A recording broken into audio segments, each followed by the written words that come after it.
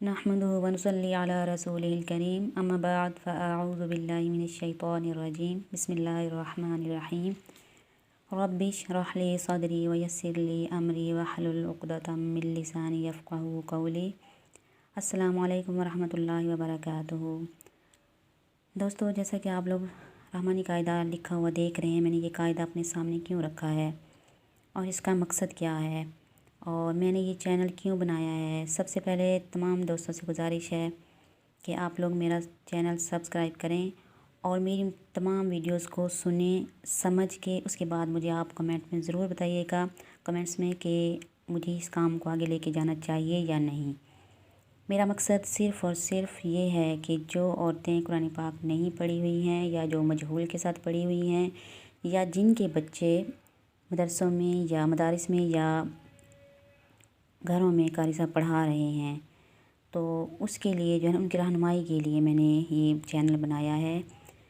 और अक्सर यूँ भी होता है कि मेरे पास औरतें आती हैं कि कुरान पाक की तिलावत करने में हमारा दिल नहीं लगता। वजह क्या है कि हम कुरान पाक सही तौर नहीं पढ़ पाते हैं, जिसकी वजह से हमारे अंदर वो चीज़ भी नहीं उतरती है कि हमारा दिल करे दोबारा से पढ़ने के लिए।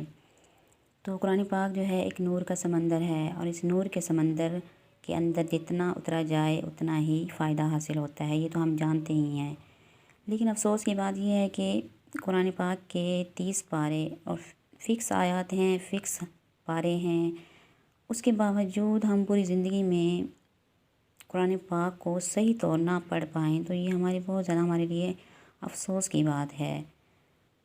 मुझे ये चैनल बनाने की ज़रूरत क्यों महसूस हुई कि एक चीज़ मैंने ये देखी है कि कारी हज़रात जो घरों में पढ़ा के जाते हैं और जो बच्चे मदारिस में पढ़ते हैं और जो माएँ नहीं पढ़ी हुई हैं, वो उनके अंदर एक कुदरती तौर पे ये मोहब्बत और ये शौक़ होता है कि हम तो नहीं पढ़ी हुई हैं, हमारी औलाद जो है कुरान पाक अच्छे तरीके से पढ़ जाए।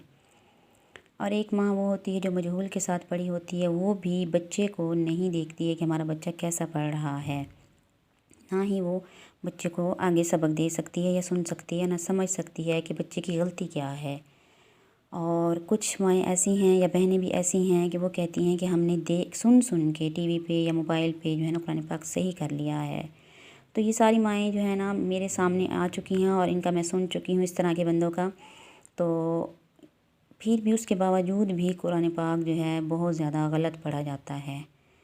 तो इस वजह से मुझे थोड़ी ज़रूरत महसूस हुई और मेरे दोस्तों ने मुझे कहा कि आप चैनल ज़रूर बनाओ, कि आपका तरीक़ाकार थोड़ा चेंज है पढ़ाने का, तो जो है ना समझ आ जाती है। तो मैंने चैनल के अंदर आपको ये भी बताना है कि जैसा कि बच्चा स्कूल से आता है, एक माँ को ये फ़िक्र होती है कि उसने ट्यूशन जाना है और उसका होमवर्क हुआ है या नहीं है, वो चेक करती है। बिल्कुल इसी तरह से कुरान पाक जब बच्चा पढ़ के आए, माँ को ये पता होना चाहिए मेरा बच्चा सही पढ़ के आया है या नहीं आया है। एक मेरा मकसद ये है। दूसरा ये है कि बच्चे को आपने भी साथ साथ थोड़ा गाइड करना है। दूसरा ये है कि जो माएँ मजहूल के साथ पढ़ी हुई हैं, उनको पढ़ाने का तरीका मैंने बताना है कि वो ख़ुद भी मेरे चैनल के ज़रिए कैसे पढ़ सकती हैं, अपना कुरान पाक कैसे सही कर सकती हैं। इंशाल्लाह ज़िंदगी रही तो मैं ये रहमानी कायदा से लेकर पूरा कुरान पाक की एक एक आयत तक आपको बताऊंगी कि कैसे, कहाँ, किस तरह गलत हम पढ़ते हैं कुरान पाक, जहाँ पे हम जल्दबाजी करते हैं या हम इग्नोर करते हैं। ऐसे ही आप लोग जो है ना ख़ुद भी अपना भी पढ़ के देखेंगे पहले, उसके बाद मेरी वीडियो होगी वो देख के आपको पता चलेगा कि हमारी गलती कहाँ पे थी। दूसरी बात ये है कि मैंने एक दो जगह पे देखा है कि कारी साहब घरों में आते हैं पढ़ाने के लिए, तो सिर्फ़ और सिर्फ 5 मिनट में बच्चे को सबक दे के वो चले जाते हैं। अब आगे ये नहीं पता है बच्चे का सही है या नहीं है, माँ को ये मालूम नहीं होता है। तो मेरी वीडियोज़ के ज़रिए इंशाल्लाह मुझे अल्लाह पाक पे पूरी उम्मीद है कि आपको अपने बच्चे की साथ साथ जो गलती होगी वो ज़रूर मालूम हो जाएगी कि हमारा बच्चा सही पढ़ रहा है या नहीं पढ़ रहा है। तीसरी बात ये है कि माना कि तजवीद के साथ हर बंदा नहीं पढ़ सकता है, लेकिन सादा में भी हमारा कम अज़ कम ज़ेर ज़बर में, लफ्ज़ों के मिलाने में, उतार चढ़ाव में ये गलती तो नहीं होनी चाहिए ना। लेकिन ये भी बहुत ज़्यादा गलतियाँ बच्चों में भी देखी हैं, जो हालांकि कई कई साल के कुरान पाक पढ़े हुए हैं। औरतों में भी देखा है, माँओं में, बहनों में।